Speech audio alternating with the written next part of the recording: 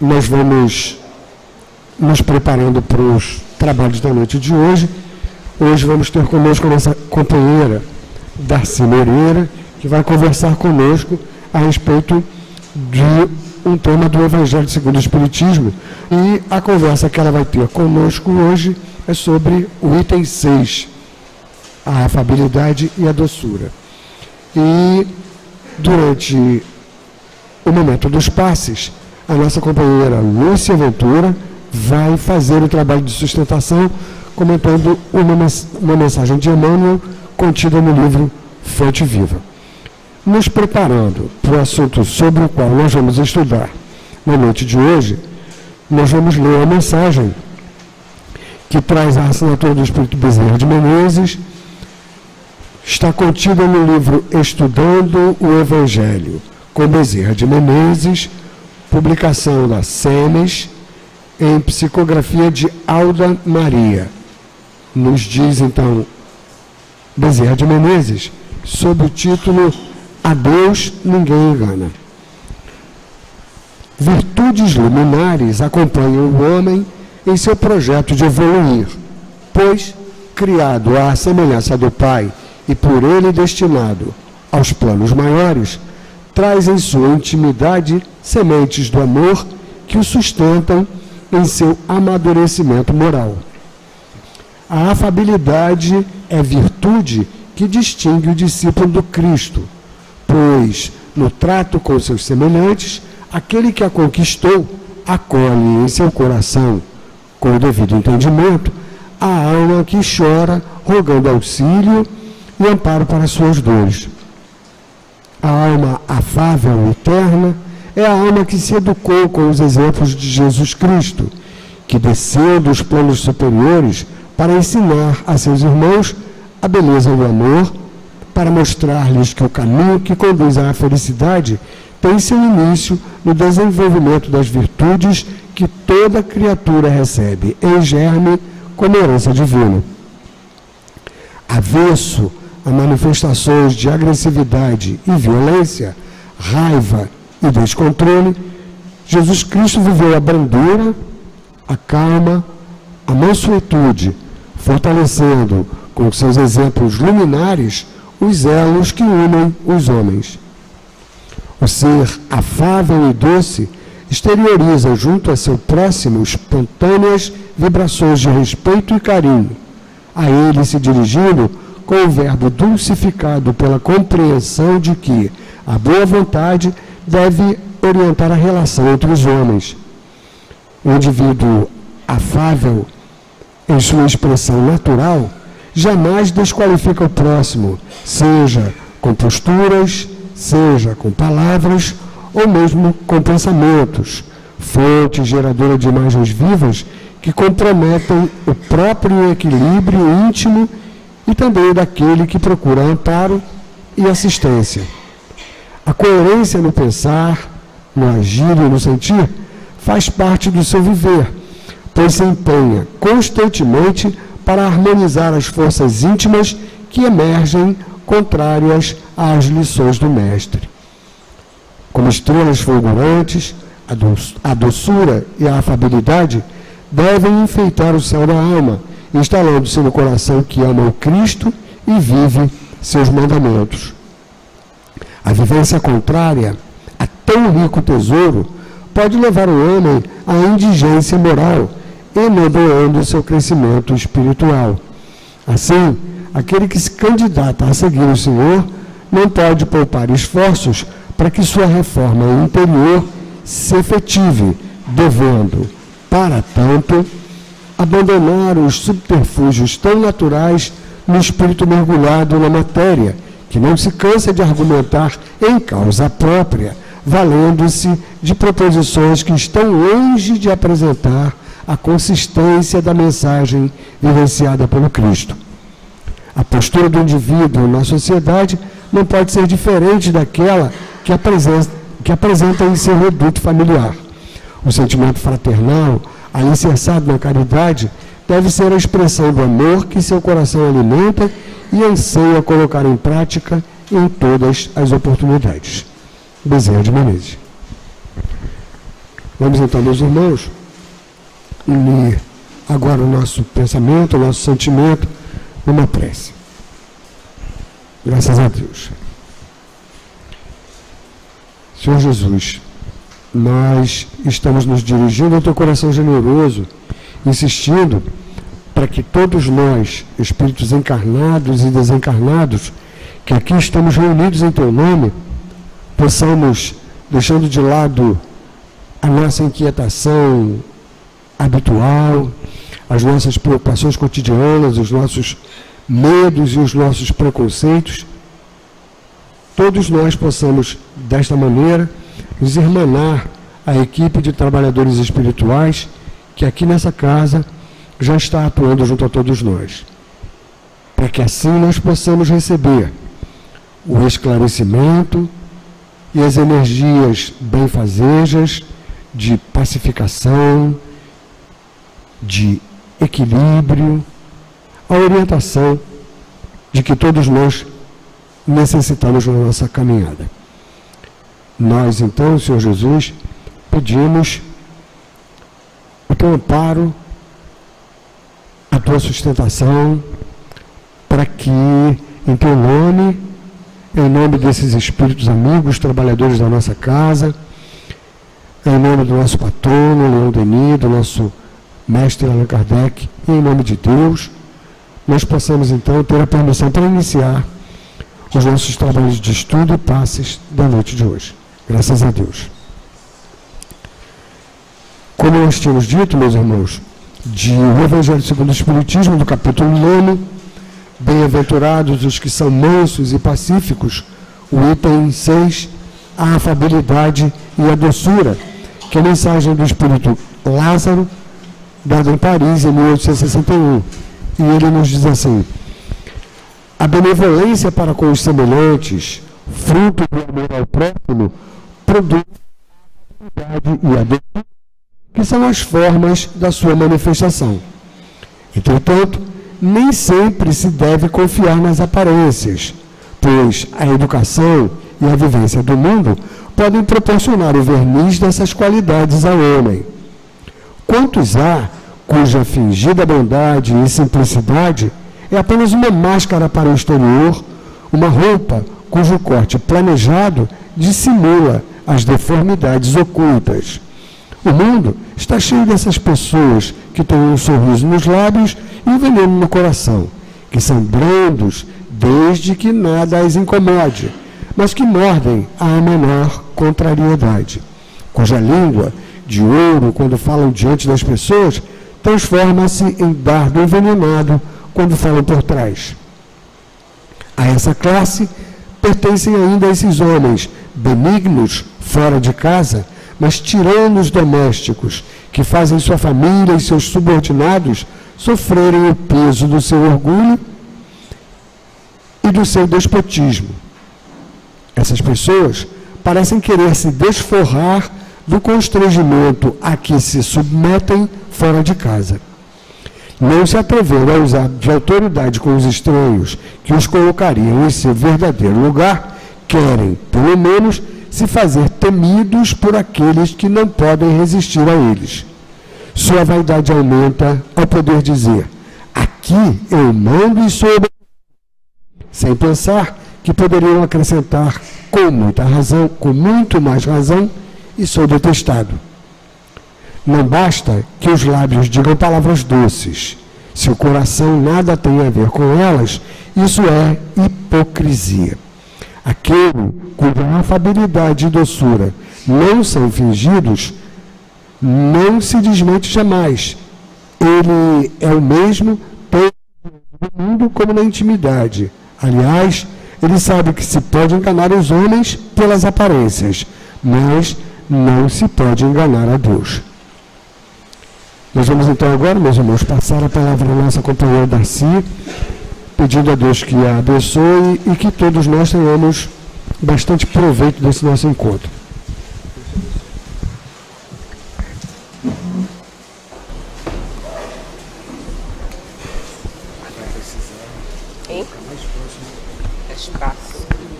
Aí. Boa noite, amigos.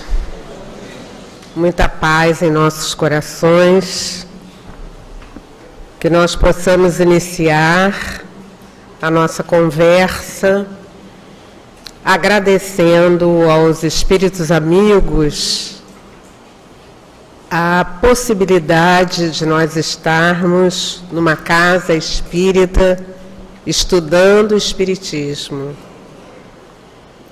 A doutrina espírita é uma luz que vem nos trazer informações da maior importância para a nossa vida.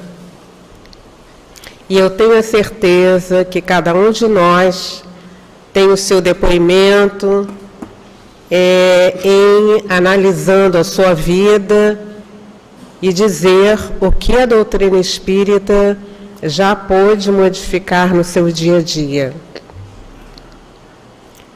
Ela nos traz informação a respeito da nossa condição de seres espirituais.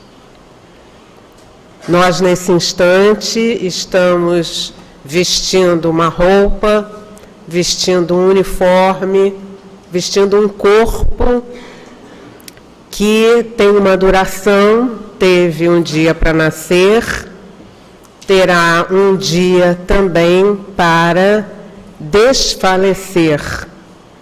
Mas nós somos almas que, apesar desses dois momentos, nós estaremos continuando a nossa vida. Então, nesse instante, eu estou Darcy, mas eu já fui Maria, Manuel, Antônio, Ricardo. Cada um de nós já passou por esta fieira de informações. Não estamos aqui na Terra pela primeira vez. Aqui estamos numa situação especialíssima, tendo em vista a nossa condição espiritual. Então, por isto, nós, em sabendo disto, nós estamos aqui agradecendo ao que nós estamos aprendendo. Nós não somos daqui, nós estamos aqui. E justamente por isto se afastam de nós, né, os desejos de acabar com estas dificuldades, com as dores que nós temos. O suicídio campeia a cada 40 minutos, existe uma pessoa que se suicida, e se suicida por quê? Porque ela acha que não existe caminho para a sua vida, às vezes uma vida de desenganos, de pesos, de tribulações, e então a pessoa se suicida. Ela não sabe que a vida continua. Na minha casa espírita, que é em Vila Isabel, há coisa de mais ou menos 2 meses, nós atendemos a um espírito de uma mãezinha. Ela havia se suicidado porque acompanhou o seu filho também no Hospital do Câncer. E ela, inconformada, ela disse que não podia entender por que Deus estava fazendo aquilo com ela, com o filho dela, tão pequenininho, com câncer. E na medida que ela via o filho ir piorando, ela foi armazenando dentro dela aquela ideia, né? O meu filho vai e eu vou para me encontrar com ele. Quer dizer, a grande ilusão. E o menino desencarna e ela, pouco depois, ela toma um veneno e desencarna também. Ela ficou no plano espiritual durante algum tempo, mas as mães em qualquer situação, tem uma assistência especial de Maria, mãe de Jesus. E ela então foi levada à reunião, não sabia o que tinha acontecido com ela, não sabia onde estava, e desesperada porque ela queria encontrar o filho. E, meus amigos, foi uma noite especial de muita emoção, porque se reconheceu por que ela havia feito aquilo. E como eu disse a vocês, a mãe de Jesus atende e a atendeu-a, e ela foi levada à casa espírita, os amigos conversaram com ela, e o filho dela veio consolá-la. E ela dizia assim: mas você era tão pequenininho. Ele era, naquela encarnação, ele estava desencarnando pequenininho, mas ele era um jovem.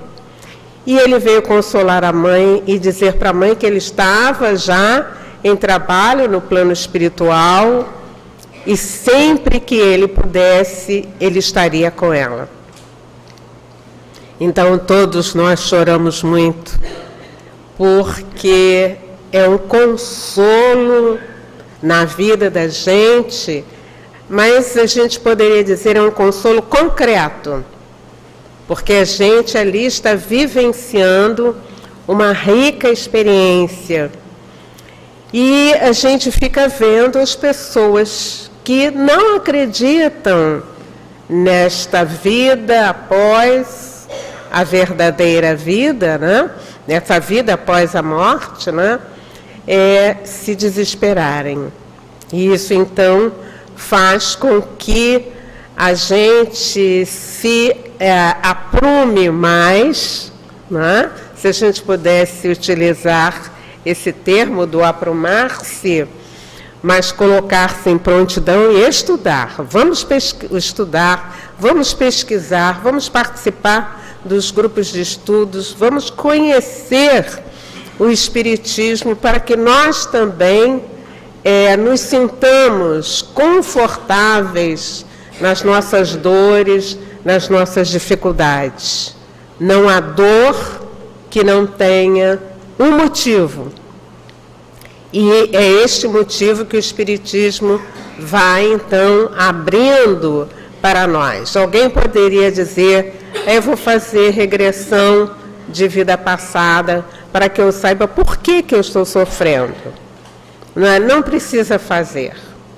Saiba que nessa encarnação nós estamos melhores do que na encarnação passada. E por isso, então, eu estou começando a nossa conversa, valorizando esse espaço que nós temos, essa casa espírita, que traz tanto conteúdo para a nossa vida, os grupos de estudo. A gente estava ouvindo aqui as nossas jovens falando a respeito do trabalho da evangelização, o trabalho social, o nosso trabalho, o nosso dia a dia precisa ser preenchido com estas informações que nos causam vida nova. E o estudo desta noite, que fala a respeito da afabilidade e da doçura, ele vem assim ao encontro de tudo que nós estamos estudando, porque na medida que nós compreendemos melhor esta vida, nós vamos fazendo um desenvolvimento das virtudes que, como diz a mensagem, que nós já trazemos em germe. Como filhos de Deus, nós trazemos dentro de nós, esse Deus interno, que ele então vai progredindo ao longo do tempo.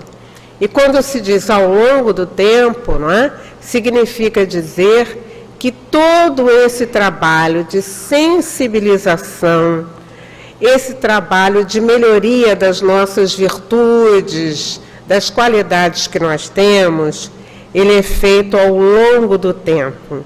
Para nos ajudar, existe um pouquinho mais adiante no nosso Evangelho, no capítulo 11, que fala a respeito de amar o próximo como a si mesmo, existe um item, que é o item 8, que é também uma mensagem de Lázaro, que ele vem falando que em sua origem o homem só tem instintos. Quando mais avançado e corrompido, só tem sensações. Quando instruído e depurado, tem sentimentos.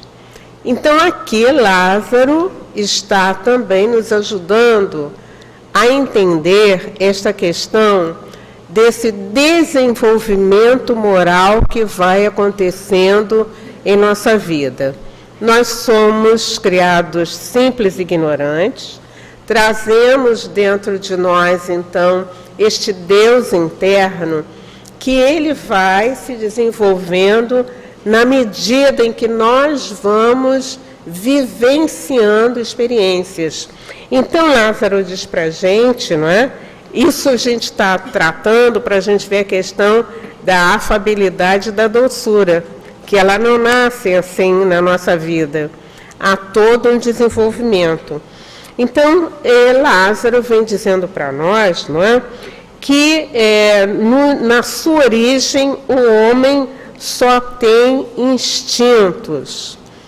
Então, nós podemos dizer que, a partir do instante em que nós nascemos nessa condição de simples e de ignorante, ignorante significa sem experiência, sem saber, é como se nós fôssemos tateando este mundo. E existe, então, uma fase da nossa vida em que nós vamos precisar, em que nós vamos ter prazeres, não é?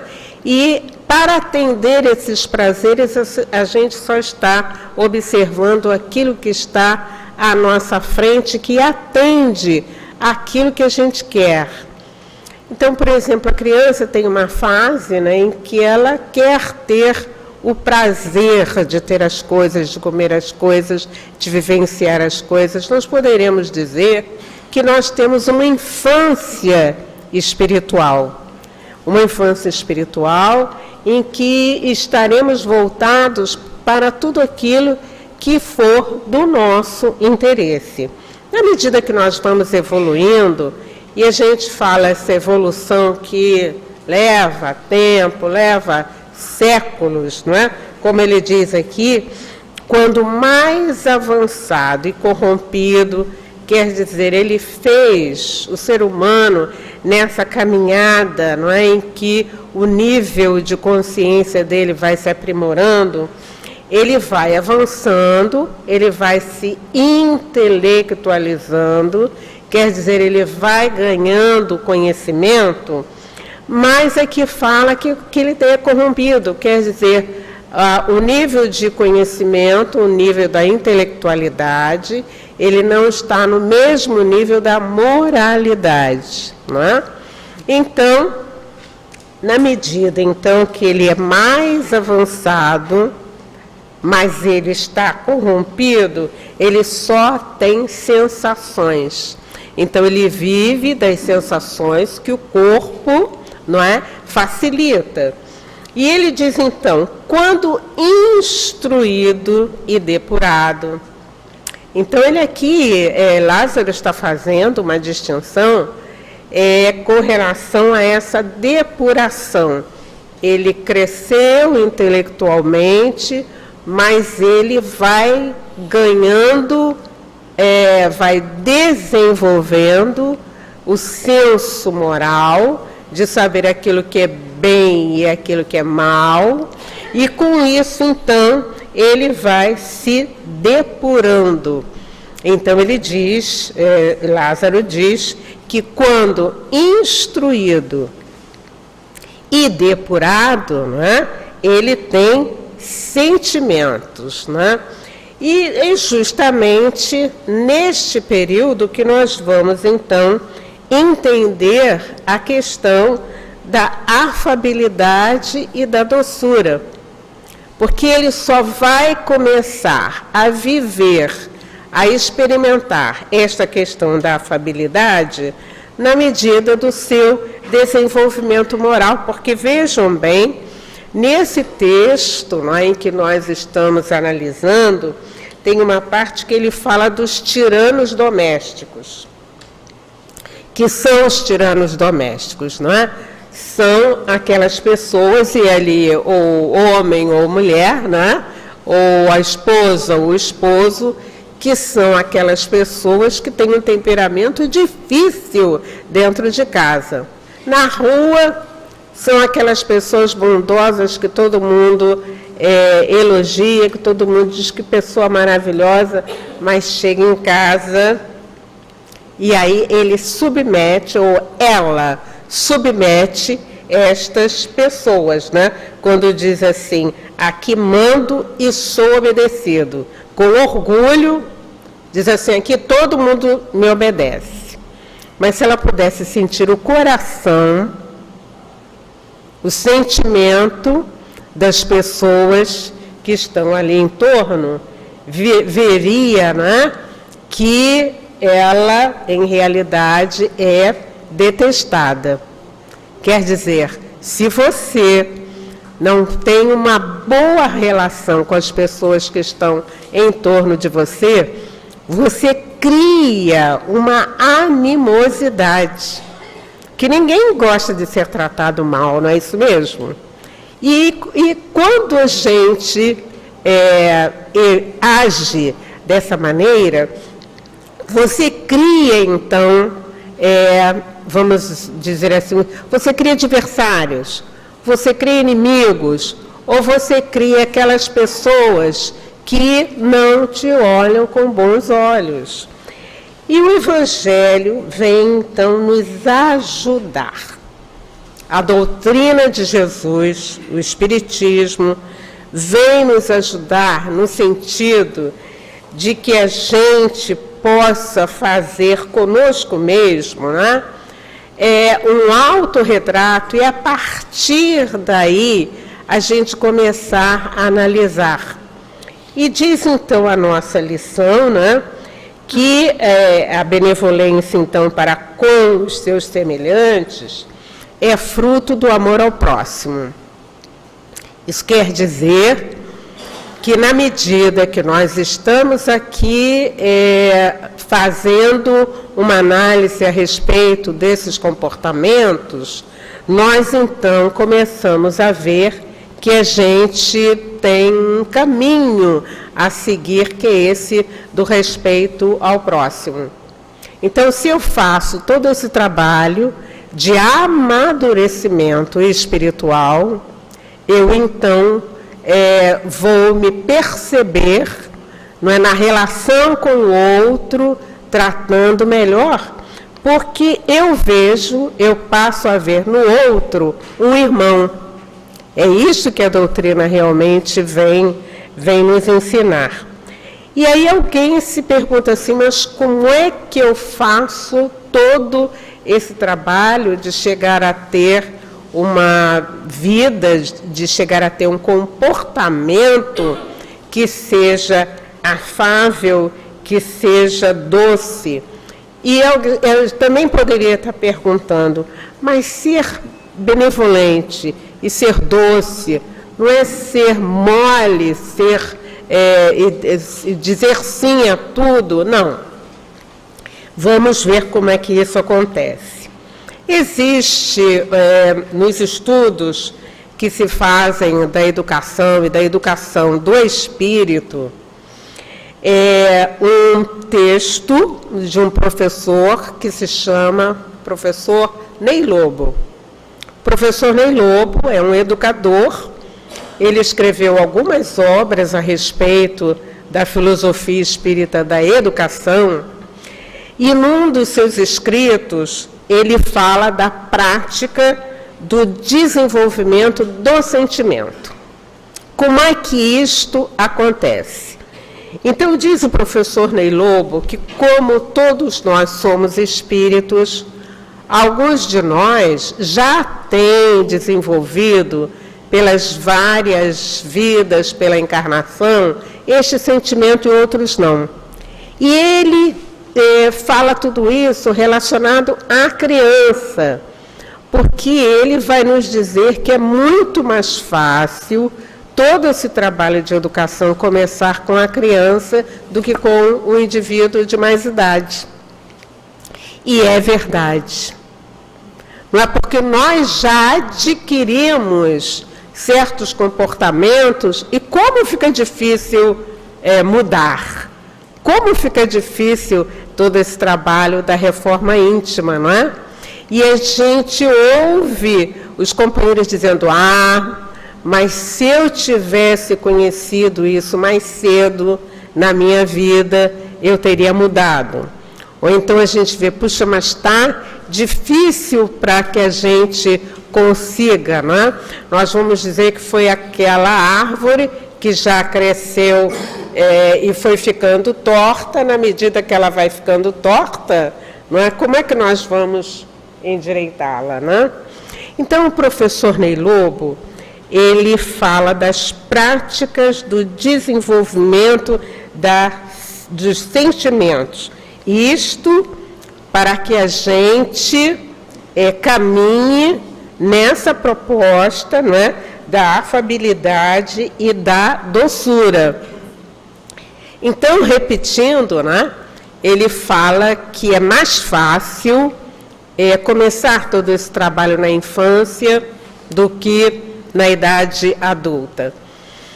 E aí eu me lembrei também de uma frase do Leopoldo Machado, que a gente também trabalhou em algumas vezes com encontros de pais, né, em que ele diz assim, que é inútil assegurar o endireitamento de árvores que envelheceram tortas. E ele diz que as esporas só asseguram o crescimento correto de plantas novas. E eu me lembro que alguém tenha dito, mas, que é dito, né? Mas como a gente não pode ir com mais idade? Ele queria dizer da dificuldade. Vocês já imaginaram quando um de nós quer trabalhar o hábito da mentira, nós que somos adultos? Não é difícil? Quando a gente vê, a gente já mentiu. Por quê? Porque o hábito é todo dia, o hábito significa isso, né? Quando a gente quer mudar, a gente volta para aquele estágio, né? Então, o atendimento, a orientação e a ajuda desde criança faz com que a gente vá ganhando esta virtude que é a benevolência que significa vontade do bem para todas as pessoas. Então, diz o professor Ney Lobo que, por exemplo, o trato com animais, com crianças pequenas, no trato com animais, faz com que elas desenvolvam a afabilidade e a doçura. Até porque nós não sabemos que tipo de espírito está encarnado naquela criança. Vocês já viram que existem crianças que maltratam os animais. Elas pegam um pau, elas pegam um chinelo, elas querem bater naquele animal. Isso aí é um sinal para a gente. Isso assim, peraí, por que ela quer bater no animal? Não é? Por que ela quer destruir as coisas? Então, nós vamos fazer, nós pais, ou nós avós, né, que hoje as crianças são cuidadas pelos avós, nós vamos ficar atentos para desenvolver, para que não cresçam os espinhos da viciação naquela unha. E é por isso também que a nossa amiguinha que estava aqui estava fazendo toda a divulgação da evangelização. Então, o professor Ney Lobo fala a respeito do contato com os animais. Ele fala a respeito do contato também com as plantas. E ele fala a respeito do contato com os irmãos do dia a dia. Então, essa afabilidade, essa doçura, ela vai estar sendo desenvolvida. Esses sentimentos, essas virtudes estarão sendo desenvolvidas na medida em que nós vamos ao trato com estas situações. E ele também fala a respeito do desenvolvimento das artes. Quando nós colocamos os nossos filhos para desenvolverem atividades voltadas para as artes, para o desenho, para o teatro, para as artes plásticas, nós também estamos fazendo um trabalho de sensibilidade com aquela alma que vai, então, redundar numa atitude no dia a dia de benevolência e de afabilidade, de doçura, né? E ele fala também a respeito do trabalho que pode ser feito relacionado aos nossos irmãos carentes. A gente estava ali vendo todo um trabalho voltado, né, e desenvolvido pela obra social Antônio de Aquino. Então, a gente estava vendo quantas pessoas trabalham ali e favorecendo aquela região, porque são as crianças que são alimentadas, elas são tratadas, elas vão para a evangelização, elas têm todo um tipo de cuidado que, se não fosse isso, elas estariam engrossando a população marginalizada, violenta e cruel. Porque uma coisa é você, então, os seus olhos, o seu coração se sensibiliza quando você vê um grupo de crianças que não come. E aí você se empenha no sentido, quer dizer, o seu coração, vejam bem, é isso que a gente está falando com relação à afabilidade e à doçura. O seu coração, o seu sentimento brota na hora que você, como uma criança não tem o que comer. Então, é esse o trabalho que nós, então, vamos estar fazendo. Então, diz o professor Ney Lobo que, na medida que nós vamos fazendo esse trabalho, hoje é dia da gente estar preparando o sopão. Então, todos, a criança, às vezes, ela está de longe, está querendo, está esperando uma oportunidade, a gente diz, não, vamos aprender a ajudar o próximo, que é nosso irmão. Na semana passada, no programa do Luciano Huck, não sei se vocês viram, eles colocaram uma reportagem a respeito de um projeto desenvolvido por um amigo lá de Mato Grosso do Sul, que é o Fraternidade Sem Fronteiras, e que dá alimentação na África a 15 mil crianças. Quando eles chegaram lá, as crianças comiam um bolinho de terra, era o que elas tinham para comer. E o grupo foi se mobilizando, quer dizer, eles foram, sensibilizaram a tantos, como a gente viu aqui na obra social. E disse assim, não, nós temos que ir. E a gente estava recebendo um zapzinho de um companheiro, né? Que ele disse que ele queria morrer. Ele disse assim, mas meu Deus do céu, tanta desgraça no mundo, como é que a gente vai fazer? Não tem, onde está Deus? E ele diz que alguém convidou para ele fazer essa ida. E ele foi, e ele chegou lá e ele viu a pobreza. E ele dizia assim, mas por que Deus faz isso? Até que ele encontrou uma senhora que amarrava o estômago porque ela não tinha o que comer.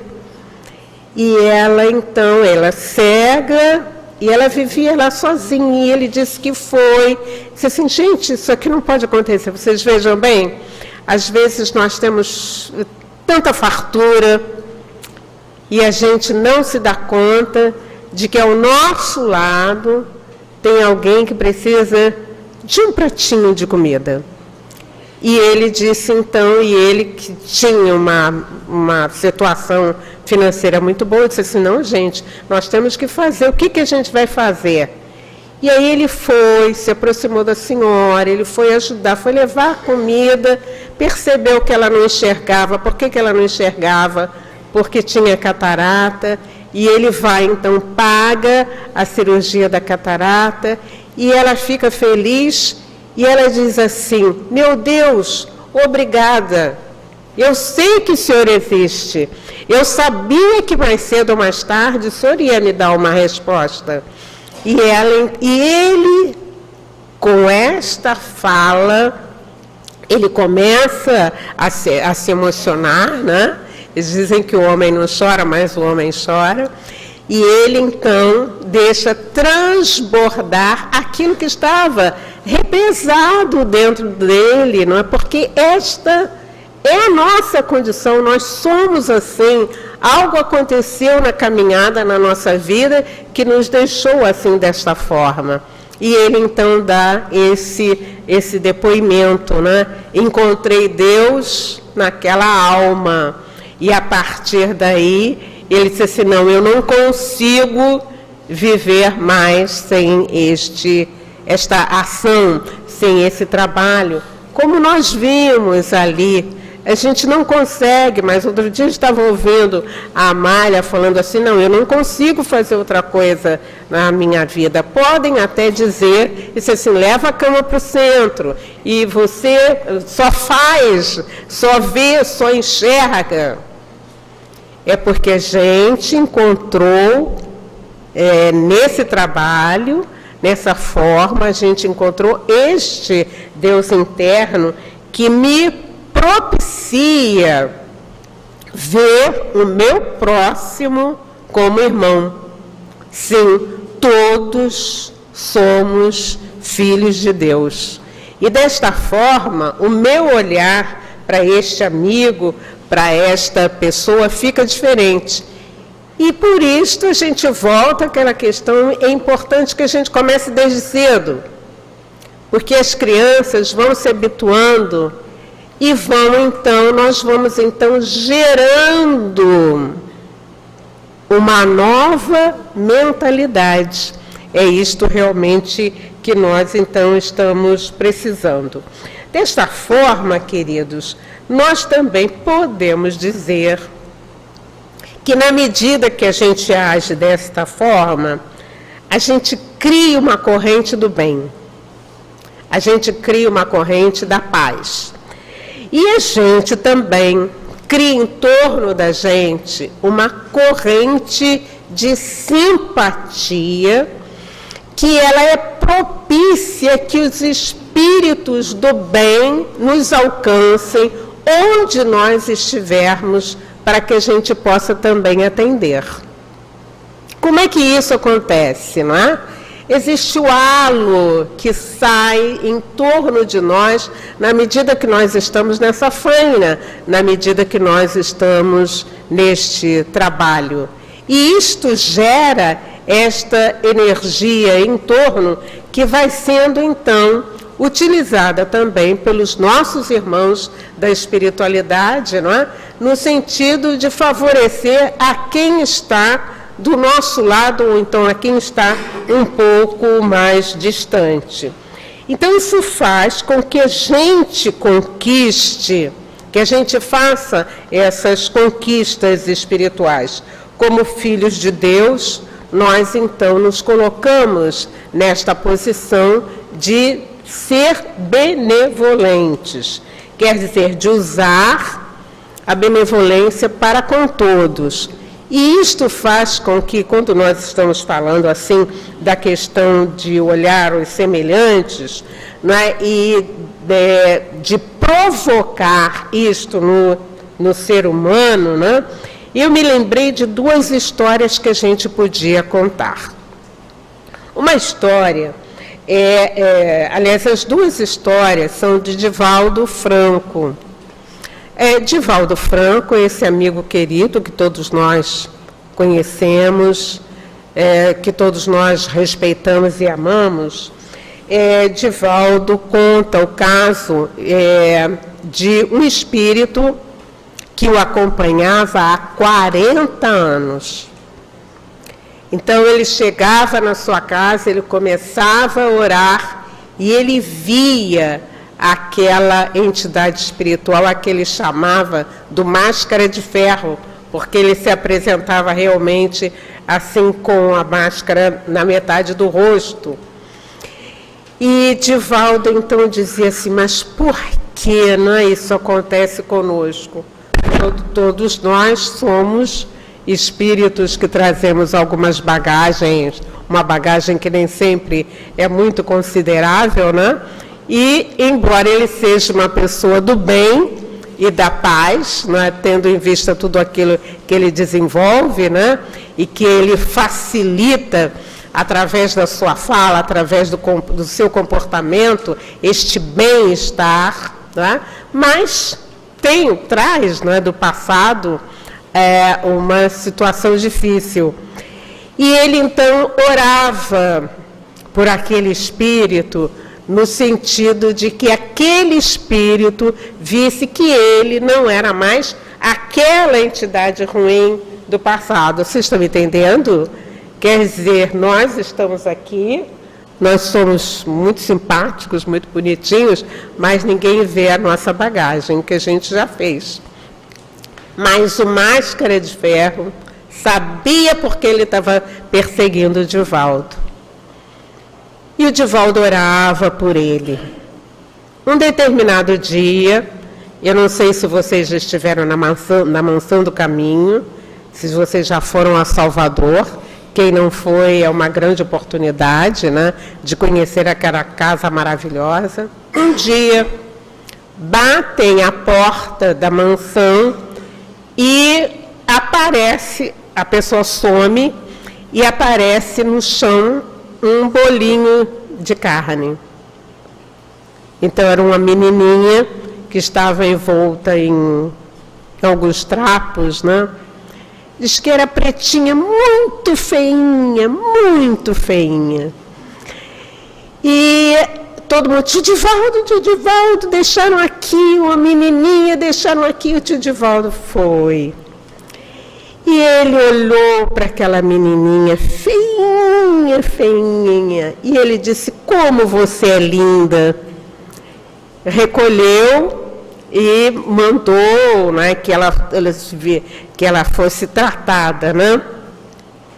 À noite, quando ele vai deitar, o espírito lá diz, hoje você me conquistou.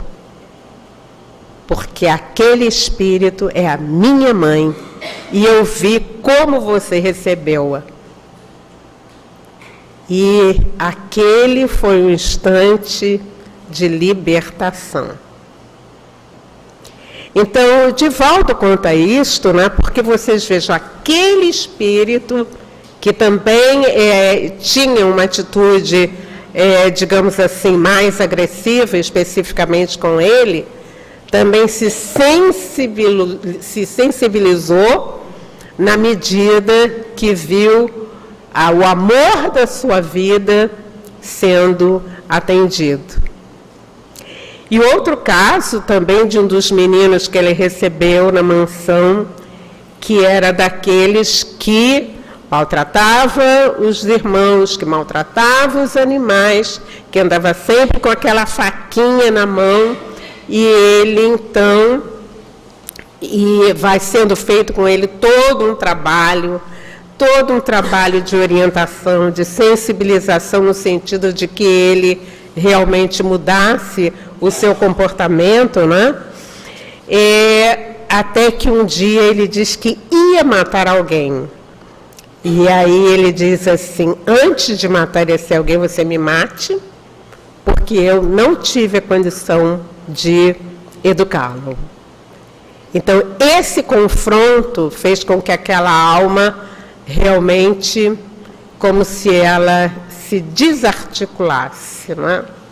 E aí nós vamos vendo todas essas medidas, nós vamos vendo todas essas providências que chegam para nós para quê? Nós, como espíritos, nós temos uma destinação que é a luz, que é o engrandecimento espiritual. Mas para chegar a este ponto, nós precisamos passar por esta fieira de várias experiências, de várias reencarnações, em que a gente vai repetindo aquilo que o Lázaro disse, né, para nós, não é? Que no início, né, nos nossos inícios, a gente só tinha instinto mais avançado e corrompido, a gente tem sensações, mas instruído e depurado, nós temos sentimentos. Então, nós só vamos conseguir viver essa afabilidade, essa doçura, na medida em que nós vamos fazendo esse trabalho de desenvolvimento, de aprimoramento moral, que vem a partir de toda a reflexão. Então, nós vamos estudando, nós vamos refletindo, nós vamos fazendo todo um trabalho de educação das nossas virtudes, das nossas qualidades. A gente vai trabalhando aquilo que é imperfeição, que a gente já sabe, todos nós temos imperfeição, mas a gente vai trabalhando, a gente vai utilizando a nossa vontade, não é? No sentido de que a gente possa se melhorar. E para a gente terminar, né, a gente lembra do episódio do encontro de Jesus com Zaqueu. A história de Jesus e de Zaqueu é também uma história que fala, não é, desse aperfeiçoamento, que é dessa educação, que é desse desenvolvimento em germe desta virtude divina, né? Desse Deus em nós, né? Porque Zaqueu era um homem, era um publicano que cobrava impostos, e ele era mal visto, como todos aqueles que cobram impostos, né? E ele, então, sabe que Jesus vai passar pela cidade de Jericó. E o coração dele, que já estava nesse processo de sensibilização, eu não posso continuar assim, porque esses olhares me fazem mal. Ele, então, vai ver Jesus, Jesus janta na sua casa, e naquele dia a vida dele muda. E ele dá um conselho para todos nós que aqui estamos: se nós quisermos caminhar dentro deste roteiro, que a gente ame os desgraçados, que a gente procure ser útil dentro da nossa casa, que a gente faça essa reflexão. Onde estão aqueles momentos, não é? Ou aqueles espaços em que a gente vê que a nossa vibração não foi legal, a nossa fala não foi legal, que a gente possa fazer todo um trabalho conosco mesmo, no sentido de melhorar a relação com o nosso próximo, com os nossos filhos, com aqueles que são os nossos adversários. Se a gente não puder dar a mão nesse instante, a gente saiba que a doutrina espírita nos ensina que a gente pode conversar espiritualmente com aquela pessoa com que a gente tem dificuldade, com que a gente ainda não consegue ser amável, com que a gente não consegue ser doce, mas que a gente faça este exercício. Nós, como espíritos, nós queremos crescer, nós queremos melhorar e queremos, então, ir tirando essas pedrinhas que ainda nos impedem. E se for difícil, se a gente sentir dificuldade, aí estão os tratamentos que nos ajudam, né? Existem os florais, existe a homeopatia, existe a meditação, e a meditação é uma coisa fantástica, existe a oração. Então nós vamos orar, a gente vai decorar o Salmo 23, a gente vai decorar o Salmo 91, e tudo aquilo que a gente puder, no sentido de dizer, não, eu, como espírito que caminho para a luz, eu preciso fazer esse esforço comigo mesmo. Muita paz. Nós agradecemos a nossa companheira Darcy, que Deus a abençoe, e o seu estudo de uma forma tão tranquila e com tantos exemplos, né, de muita valia para todos nós. Que nós vamos ler para que, posteriormente, a Lúcia faça os comentários durante os passes. Há uma citação de Paulo que se dirige aos Coríntios, dizendo assim: porque tenho para mim que Deus, a nós, apóstolos, nos pôs por últimos, como condenados à morte, pois somos feitos espetáculo ao mundo, aos anjos e aos homens. E Emmanuel nos diz assim sobre esse tema, apóstolos. O apóstolo é o educador por excelência. Nele residem a improvisação de trabalho e o sacrifício de si mesmo, para que a mente dos discípulos se transforme e se ilumine rumo à esfera superior. O legislador formula decretos que determinam o equilíbrio e a justiça na zona externa do campo social. O administrador dispõe dos recursos materiais e humanos, acionando a máquina dos serviços terrestres. O sacerdote ensina ao povo as maneiras da fé em manifestações primárias. O artista embeleza o caminho da inteligência, acordando o coração para as mensagens edificantes que o mundo encerra em seu conteúdo de espiritualidade. O cientista surpreende as realidades da sabedoria divina criadas para a evolução da criatura e revela-lhes a expressão visível ou perceptível ao conhecimento popular. O pensador interroga, sondando os fenômenos passageiros. O médico socorre a carne enfermiça. O guerreiro disciplina a multidão e estabelece a ordem. O operário é o ativo menestrel das formas, aperfeiçoando os vasos destinados à preservação da vida. Os apóstolos, porém, são os condutores do Espírito. Em todas as grandes causas da humanidade, são instituições vivas do exemplo revelador, respirando no mundo das causas e dos efeitos, oferecendo em si mesmos a essência do que ensinam, a verdade que demonstram e a claridade que acendem ao redor dos outros. Interferem na elaboração dos pensamentos dos sábios e dos ignorantes, dos ricos e dos pobres, dos grandes e dos humildes, renovando-lhes o modo de crer e de ser, a fim de que o mundo se engrandeça e se santifique. Neles surge a equação dos fatos e das ideias, de que se constituem pioneiros ou defensores pela doação total de si próprios em benefício de todos.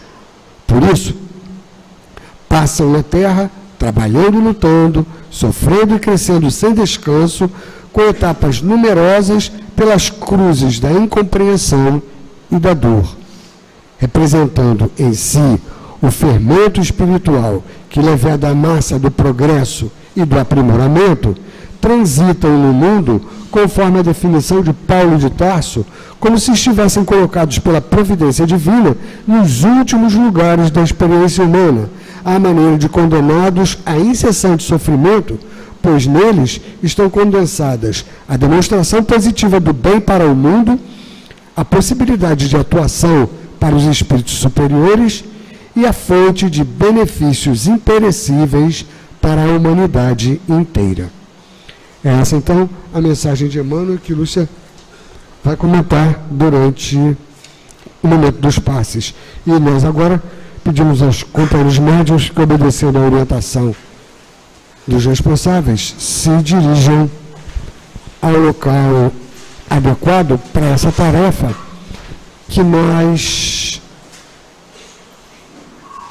insistimos. Ela é restrita, ela é limitada aos médiuns da casa que previamente foram preparados para ela. Nós vamos procurar não dar atenção a essa movimentação que naturalmente é necessária.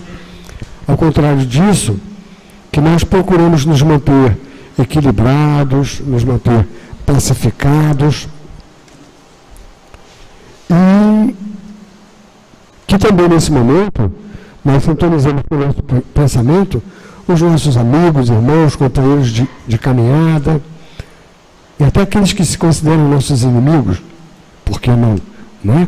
Nós intercedemos por todos eles junto à espiritualidade amiga, trabalhadora da nossa casa, qualquer que seja a dificuldade que eles estejam enfrentando, e certamente essas energias benéficas que agora vão vibrar mais intensamente junto a todos nós, nesse momento em que nós recebemos esse abraço generoso da espiritualidade amiga, trabalhadora da casa, que então essas energias possam se dirigir também a esses nossos irmãos necessitados, onde quer que eles se encontrem.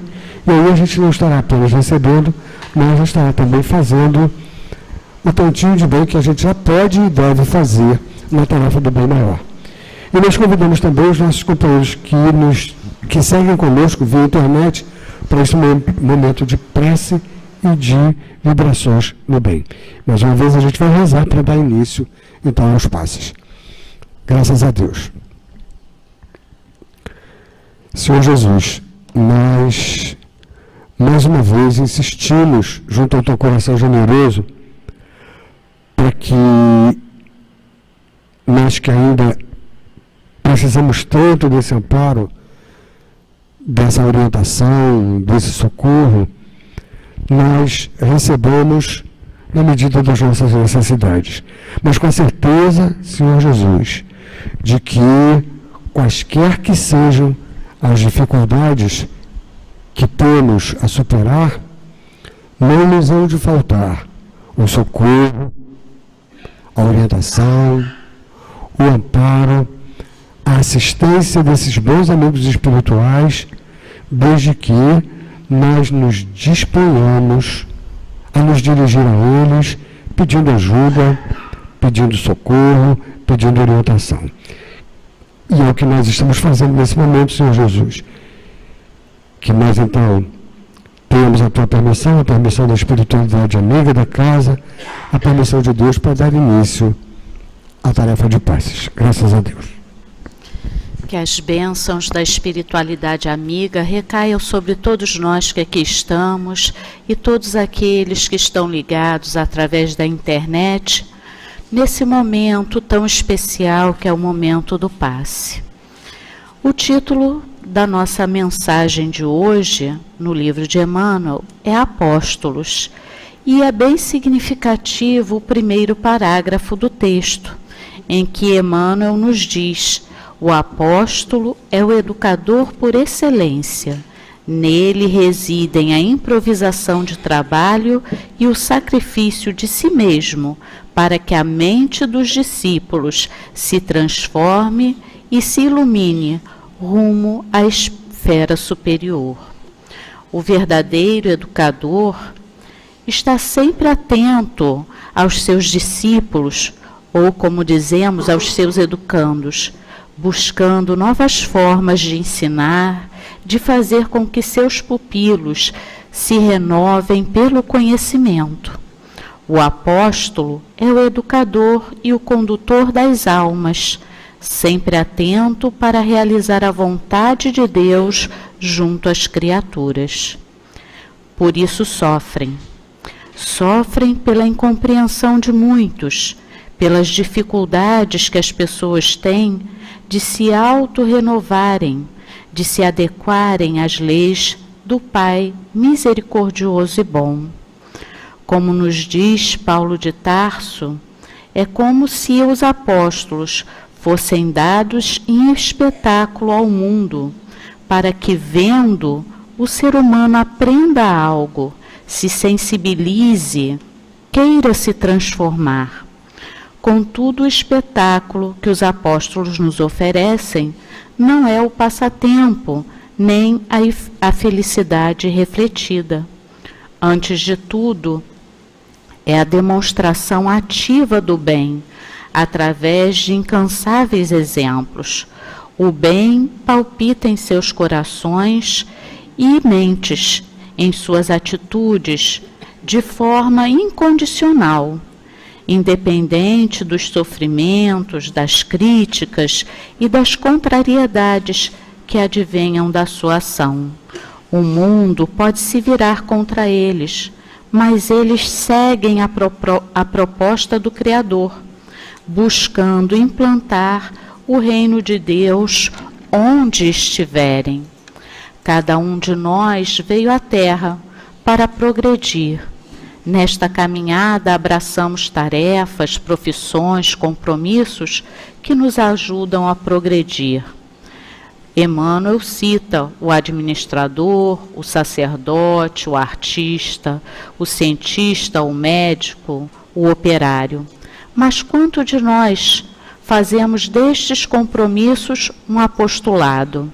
De modo geral, encaramos as profissões, as tarefas que estamos vinculados apenas como obrigações necessárias à sobrevivência, atividades cansativas que, se pudéssemos, descartaríamos.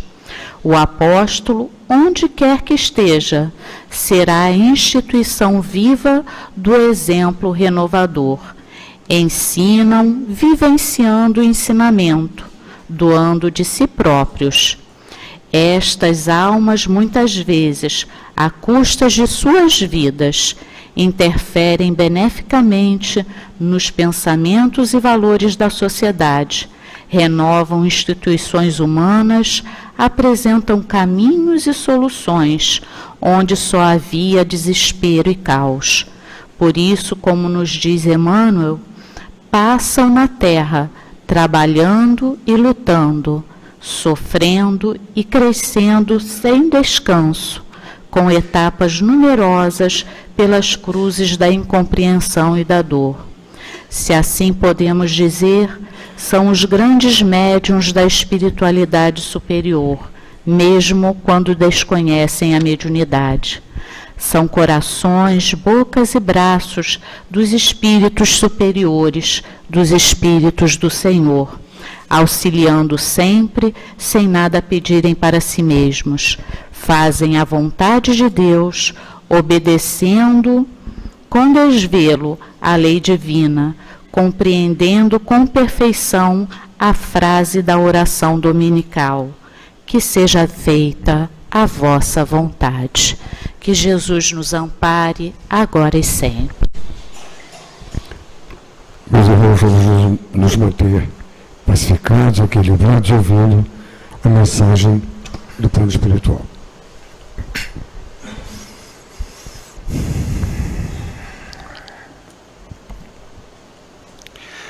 Que o amor único de Deus inspire todas as almas para o bem. E mais uma vez, relembrando as lições que Jesus nos deixou, buscando entendê-las com o nosso coração, não apenas com o nosso raciocínio, para que elas possam, de fato, ajudar-nos a compreender o nosso próximo. E como ele bem citou, buscarmos, através da nossa palavra, do nosso pensamento, do nosso sentimento, oferecer ao próximo aquilo que tivermos de melhor e que de fato possa auxiliá-lo nos seus momentos de lutas e de dificuldades, de aflições e de dores. Em realidade, assim procedendo, estaremos demonstrando já a nossa capacidade de amar e perdoar, de entender e compreender aqueles que muitas vezes ainda se encontram distanciados destas lições que o Cristo nos deixou. Mais uma vez, nesta noite, relembramos as suas lições. E através da sintonia com as mesmas, recebemos todos nós aqui reunidos, de mais alto, as bênçãos de paz, as vibrações amorosas do seu coração e a certeza de que, através dele e ele, através dos nossos guias e benfeitores espirituais, estão constantemente atuando, amparando, protegendo, fortalecendo a cada um de vós. Fiquemos todos, então, mergulhados e amparados nessas vibrações superiores, e que o bom Deus ampare a todos, sustentando-os em vossas caminhadas neste mundo de provas e expiações. Graças a Deus, Antônio de Aquino, vosso irmão. Graças a Deus.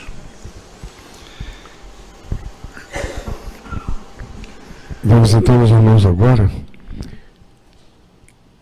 agradecer a Deus, cujo amor, cuja misericórdia nos tem permitido esses encontros de tanta valia para o nosso esclarecimento, para o nosso reequilíbrio, para a nossa sustentação. Agradecer, Senhor Jesus, ao teu coração generoso, insistindo para que nós aqui possamos nos reencontrar em outros momentos de estudo e de trabalho em teu nome. Agradecer a espiritualidade amiga, trabalhadora da nossa casa. Agradecer ao nosso patrono, Leon Denis. Agradecer ao nosso mestre Allan Kardec. A todos, pedindo a permissão para, em nome de Deus, considerar encerradas as nossas tarefas de estudo e de passes da noite de hoje. Que Deus nos conduza a todos nós em paz aos nossos destinos. Graças a Deus.